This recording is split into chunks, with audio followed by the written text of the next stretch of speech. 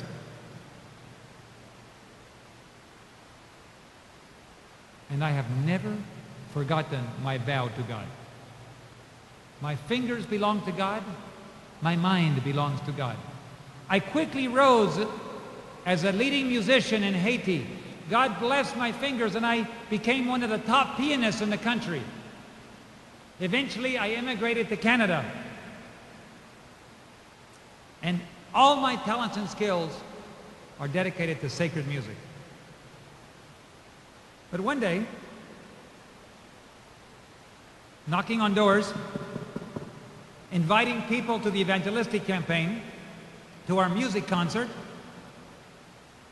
he met a lady at the door that had steel eyes. The lady looked at him and said, "I could never come to your concert." "But why?" "The spirits whom I serve could never live in the presence of your music." "But I will come to your church someday." He said, "How will I know when you come?" "Oh, I'll send word. The lady who you invited is here." She did not come to the concert, but several weeks went by, and then one day, he received a note. "The lady whom you invited is here." He looked around. He never saw her until the very end, after church was over. She came forward, and she said, "I told you I would come." "Well, I'm glad you came. But tell me, how come you could come to church, but you could not come to my concert?" She said, "That's because my people are here. That man back there, he's mine." He turned around to look. It was the church treasurer. He immediately fell on 4 feet and started slobbering. He fell down on all fours, like an animal. Then she said, without looking, "He's mine too." He looked there. It was one of the elders. And he fell down on all fours and started slobbering like an animal and spitting. He says, "You see, I have my people, and that's why I can come." Well, he was quite surprised, but not totally, because he'd been raised in Haiti, and in Haiti there's a lot of spiritualism everywhere, and it has to affect the church too. But he was surprised that some of the leaders in that church were affected. And she said, "If you don't know who I am the head of all the spiritual activity that takes place in the Caribbean. Thousands are under my control." And she said, "I would like to make you an offer. I will make you the richest man in Montreal if you will play music that has rhythm. If you will bring in jazz, rock, country, if you will bring in those rhythms into the church, I will make you the richest man in Montreal. And if you don't, I will kill you." Hudson Pierre told his story, and he said, "I will never violate my promise to God. Even if I die, I will never bring in worldly rhythms into my music." And they can't touch him.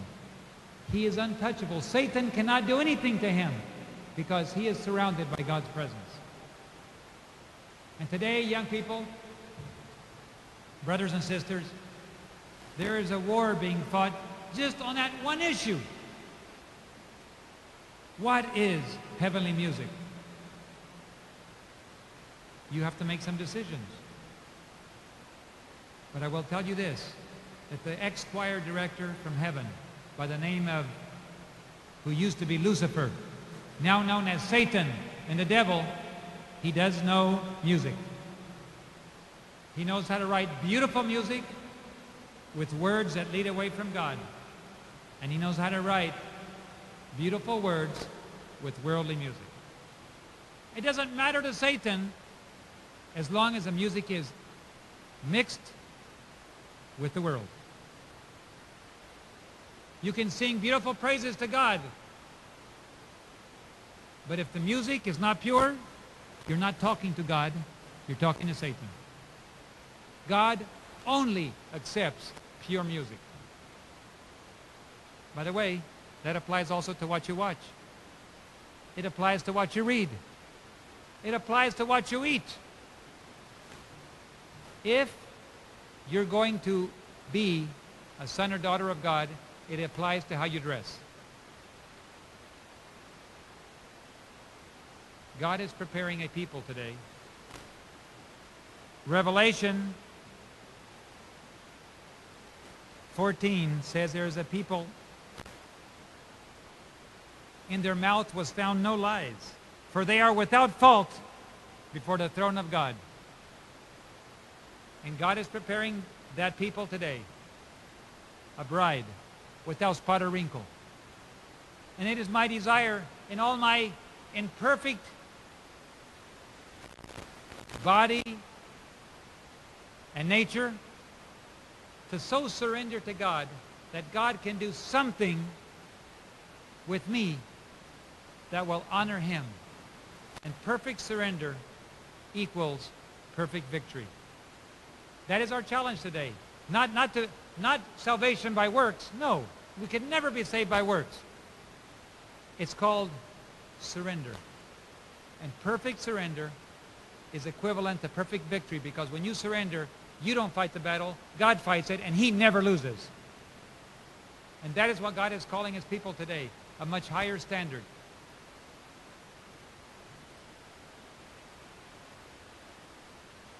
I wonder what the Seventh-day Adventist Church will look like when persecution begins.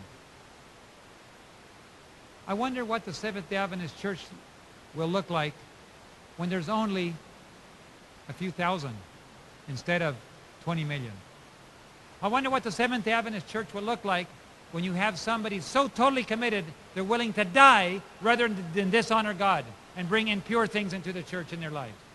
I wonder what the Seventh-day Adventist Church would look like that will make it so attractive that the entire world will want to join the church. The entire world that choose to follow God, that is. I wonder what will be so attractive. If I be lifted up, I will draw all men unto me. That when they see the Seventh-day Adventist Church, everybody will say, now that is a church you want to belong to, because they're so loving, they're different, they have high standards. Did you know that institutions that have high standards, educational institutions that have high standards, attract more students than those that don't? Did you know that? If you lower the standards, students leave. Only as an institution has high standards are people willing to pay the price of Christian education. If Christian institutions, Seventh-day Adventist institutions, compromise on standard, they will lose their students. You never win by compromising standards. The higher the standard, in fact, military schools have extremely high standards. And people are always trying to get in. They're full all the time. Mediocre institutions that lower the standards, you can find them anywhere. And they're all struggling to try to survive. But I would say that if a Seventh-day Adventist college or university sets a standard so high that very few people can get in, there would be a long line of people outside trying to get in. You must dress by this standard. The Word of God is our standard. We have a high music standard. We have a high moral standard. And the higher the standards, the greater the blessing, and God will raise up that institution like he did Daniel and hold it up and make it the head and not the tail. May this institution be one of those.